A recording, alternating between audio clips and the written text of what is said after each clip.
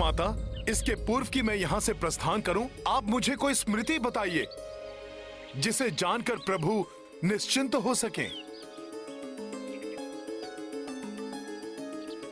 हाँ पुत्र, अपने स्वामी अपने प्रियतम के साथ बिताए हुए समय की कुछ स्मृतियां हैं जो मेरे सिवाय मेरे प्रभु श्री राम को ही ज्ञात है। मैं ऐसी एक घटना का वर्णन करती हूँ तुम्हें, तुम उन्हें यथावत सुना देना। मुझे इस दिव्य वानर के बारे में यथाशीघ्र महाराज दशानन को सूचित करना चाहिए।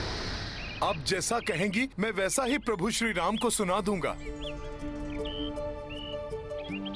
एक बार चित्रकूट के वन में स्थित एक उपवन में जब प्रभु मेरी बाह पर अपनी शीश टिकाकर गहन निद्रा में मग्न हो गए,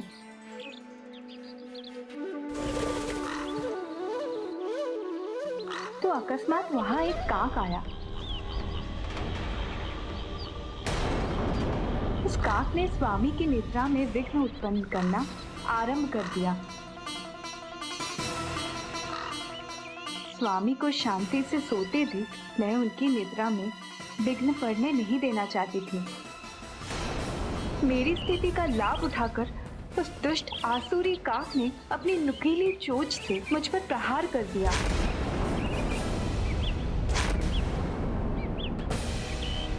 मेरी स्थिति का लाभ उठाते हुए उस राक्षसी प्रवृत्ति वाले दूत ने बार बार मुझ पे आघात करता रहा।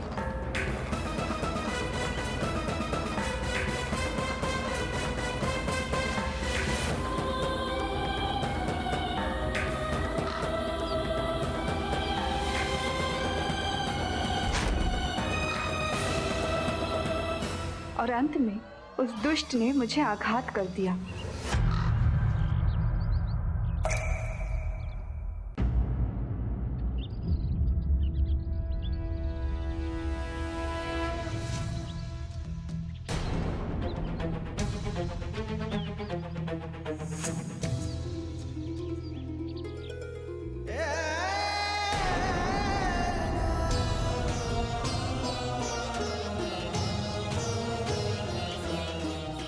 ये क्या सीते? तुम्हारी कोमल काया पर आघात करने का दुस्साहस किसने किया?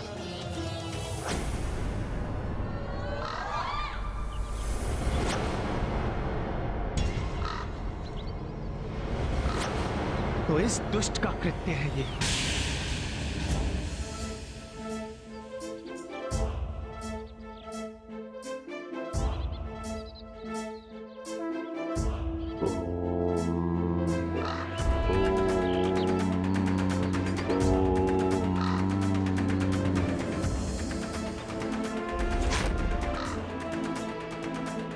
लो दुष्ट, तुमने मेरी सीता को जो पीड़ा पहुंचाई है, अब उसका दंड भोगो।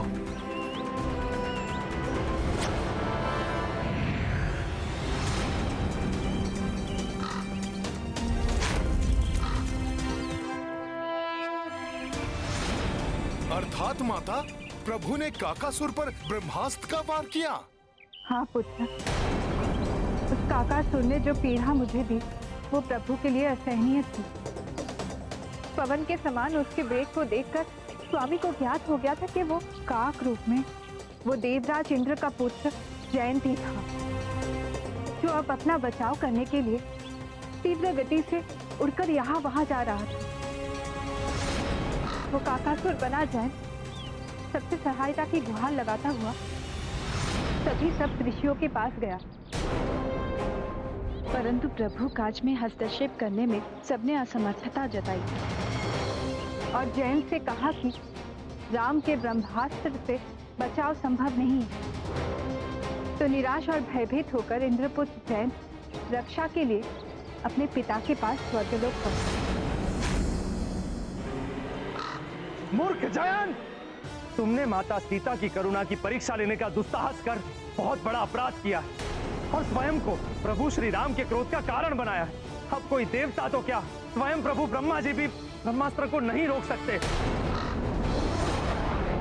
अब प्रभु श्री राम के ब्रह्मास्त्र से श्री राम ही तुम्हारी रक्षा कर सकते हैं।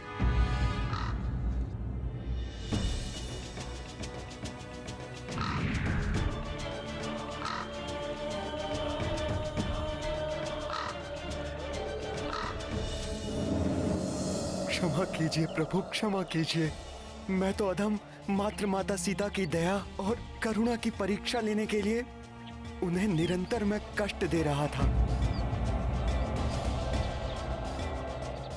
परंतु उन्होंने मेरा किंचित प्रतिकार नहीं किया। आपके निद्रा में कोई व्यवधान ना आए, इसीलिए उन्होंने मुझसे अपना बचाव करने के लिए भी कोई चेष्टा नहीं की। परंतु प्रभु, मुझे ज्ञात है कि ये मेरी मूर्खता ही थी। माता सीता के धैर्य की परीक्षा लेने का दुस्साहस कर मुझसे सत्य में बड़ी भूल हुई है। मुझे क्षमा करे प्रभु, क्षमा करे।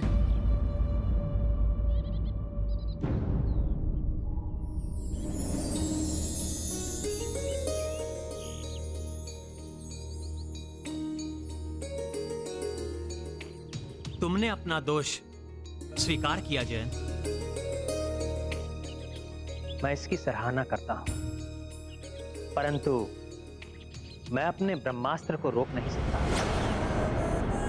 वो व्यर्थ नहीं जा सकता। मैंने जो अपराध किया है उसका दंड तो मुझे अवश्य मिलना चाहिए प्रभु। मेरे दाहिने नेत्र की दृष्टि सर्वप्रथम आप दोनों पर पड़ी थी, जिसके कारण मेरे मन में मूर्खतापूर्ण कुविचार जागृत हुआ। हे प्रभु, आप कृपा कर अपने ब्रह्मास्त्र को मेरे इसी नेत्र पर केंद्रित कर मुझे दंडित करें, परंतु मेरे प्राण मत हरिए।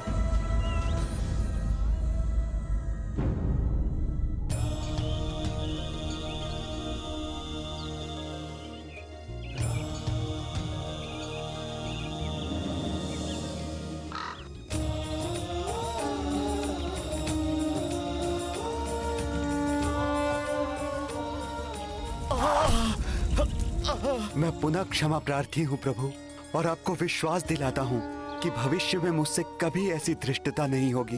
जयंत, तुम अपने कृत्य पर लज्जित हो और तुमने क्षमा याचना भी की है, इसलिए मैं तुम्हें वर देता हूं कि तुम अपने एक नेत्र से ही वो सब देख सकोगे जो दोनों नेत्रों वालों की दृष्टि से अदृश्य रहता है। तुम सभी पितरों और अन्य असंतुष्ट आत्माओं के दर्शन करने में सक्षम रहोगे। तुम्हें दीर्घ आयु प्राप्त होगी, और जो भी अपने पुरखों को सम्मानित करते समय अर्थात पितृपक्ष में तुम्हें भोजन देगा, उसके पितृ उससे संतुष्ट रहेंगे और शांति प्राप्त करेंगे।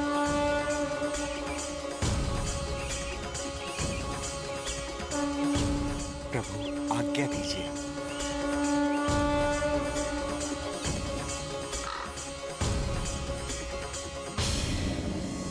अच्छा माता, इसीलिए कौओं को पिंडदान दिया जाता है, क्योंकि उनकी दृष्टि वो देख सकती है जो अन्य जीवों की दृष्टि से ओझल रहता है।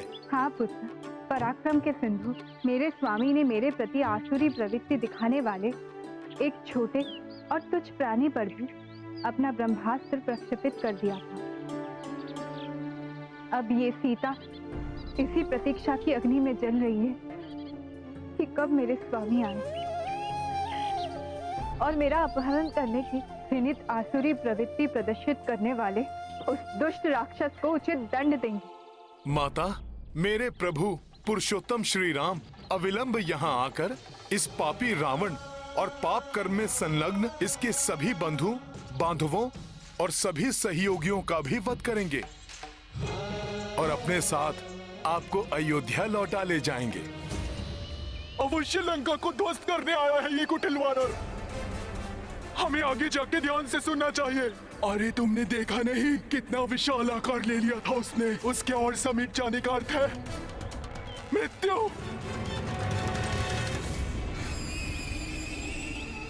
प्रभु को मेरा प्रणाम कहना पुत्र, और मेरे ओर से सबका कुशल पूछना। मेरे प्रभु श्री राम को कहना कि उस दुष्ट राक्षस ने मुझे 2 माह की अवधि और दी है, परंतु मैं इतनी अवधि के लिए भी उनसे दूर नहीं रह सकती। मैं उनके वियोग में 1 मास अधिक जीवित नहीं रहूंगी। हनुमान, मेरे नाथ से कहना कि उस अवधि के पूर्व यहाँ आकर मुझे यहाँ से मुक्त करा कर ले जाए। अवश्य माता, अब विलंब का कोई कारण नहीं। मैं आपके इस संदेश के साथ इसी क्षण यहाँ से प्रस्थान करता हूँ।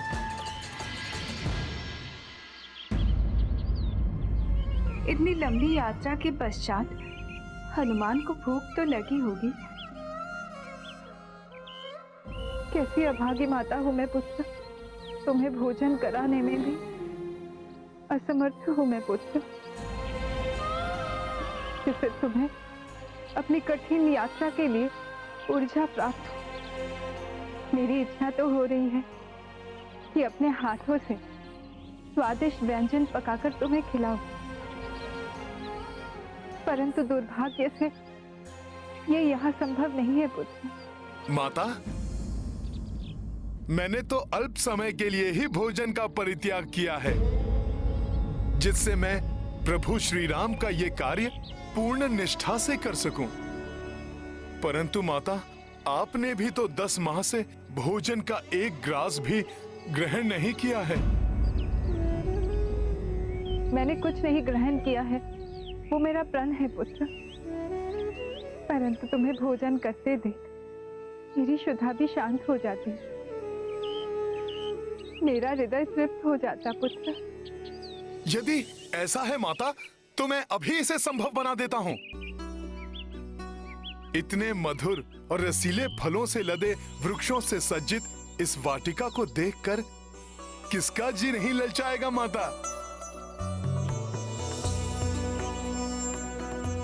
फिर आपका ये पुत्र तो एक वानर है। यदि आपकी आज्ञा हो तो मैं इस वाटिका के फल खाकर अपनी भूख मिटा लेता हूँ माता। हाँ हाँ अवश्य पुत्र, परंतु ये मेरा वचन है तुम्हें पुत्र, मैं अति शीघ्र अपने हाथों से भोजन पकाकर तुम्हें परोसने का सौभाग्य प्राप्त करूंगी। ये तो मेरा परम सौभाग्य होगा माता। मैं उस दिन की प्रतीक्षा करूंगा, परंतु अब मुझसे रुका नहीं जा रहा है माता। वाटिका के फल मेरी प्रतीक्षा जो कर रहे हैं। जाओ पुत्र हनुमान, परंतु सतर्क रहना, मैं नहीं चाहती कि तुम्हें कोई क्षति पहुंचे। माता, जिसे आपका और प्रभु श्री राम का स्नेहाशीष प्राप्त हो, संपूर्ण लंका भी आ जाए तो भी उसको कोई हानि नहीं पहुंचा सकेगी, स्वयं रावण भी नहीं। प्रणाम माता।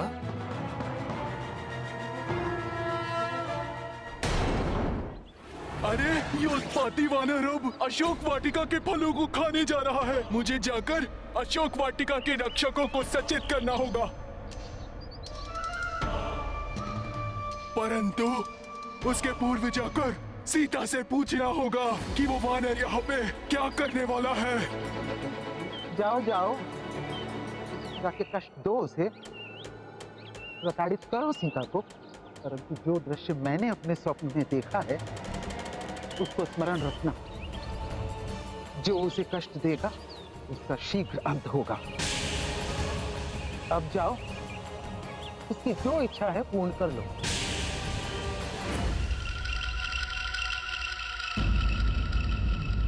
कहीं त्रिजटा का स्वप्न सत्य होना तो प्रारंभ नहीं हो गया। हाँ, ये किसे ज्ञात है कि वो वानर यहाँ पर क्या करने वाला है।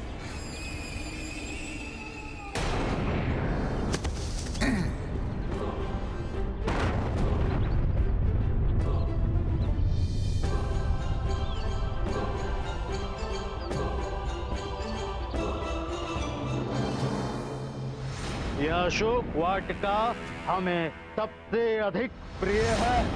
अब हनुमान भी तो ज्ञात करे कि इस वाटिका में ऐसी क्या विशेषता है कि ये उस दुष्ट रावण को इतनी प्रिय है।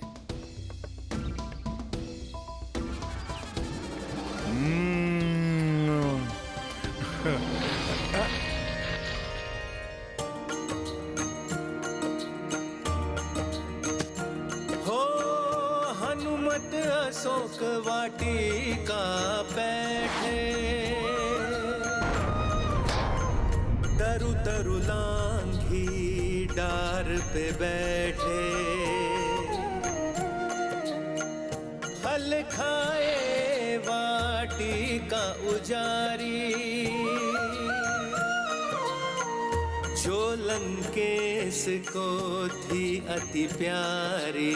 राम सिया राम जय हनुमान, राम सिया राम जय हनुमान। ये गाथा महाबली हनुमत की, रुचिकर लीला राम भगत की। जय जय जय रघुनंदन राम, जय जय जय महाबली हनुमान।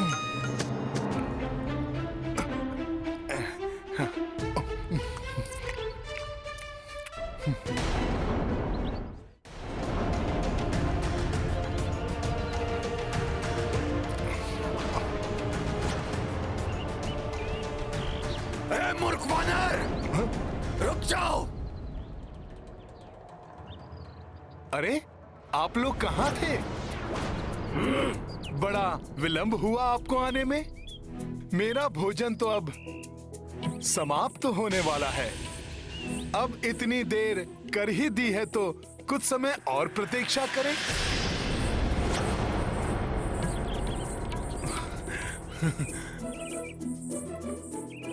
कुछ और रसीले फल दिखाई दे रहे हैं, उनका स्वाद भी तो ले लूं। मूर्ख वानर, तुम्हें ज्ञात भी है अज्ञानतावश कहाँ प्रवेश किए हो? नहीं सैनिक जी, आप ही बता दीजिए। ये दशानन रावण की लंका है। उनके फल तोड़कर खाने की उदंडता तुम कर रहे हो। चलो नीचे आओ। नहीं नहीं, जब हम तुम्हें पकड़कर महाराज लंकेश के समक्ष प्रस्तुत करेंगे, तब तुम्हारा भोग लगाकर चबा चबा कर खाएंगे, पूर्ण आनंद लेकर खाएंगे, जैसे तुम उनके फलों को खा रहे हो। तब तो मुझे सभी फल चट कर जाने चाहिए, उससे मैं और भी स्वादिष्ट हो जाऊंगा। बहुत स्वादिष्ट है।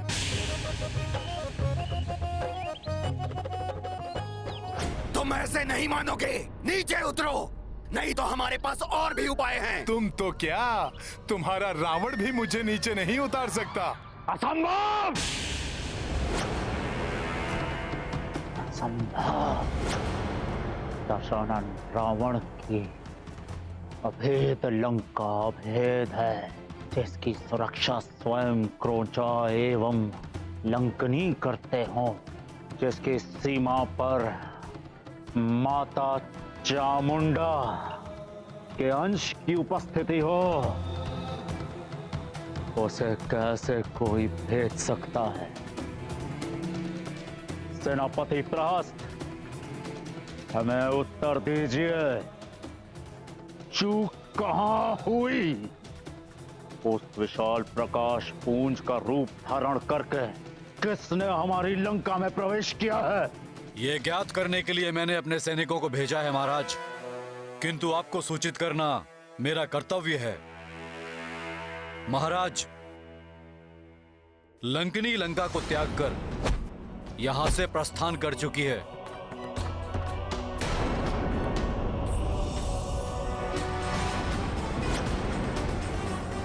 और हमारे गुप्तचरों के अनुसार क्रौंचा का वध एक वानर के हाथों हो चुका है।